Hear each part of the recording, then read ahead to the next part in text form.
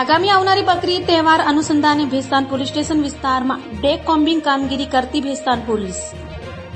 આજરોજ તારીખ 6/6/2025 6 કલાકે ઊન સનાબિલ ચોકડી થઈ દાતાર પાસેથી ઊન શાકભાજી માર્કેટથી ઊન ભીંડી બજાર ચાંડાલ ચોકડી સુધી કોમ્બિંગ હાથ ધરાયું હતું, જેમાં પીઆઈ ગોહિલ અને સોલંકી સાહેબના માર્ગદર્શન હેઠળ કામગીરી કરવામાં આવી હતી।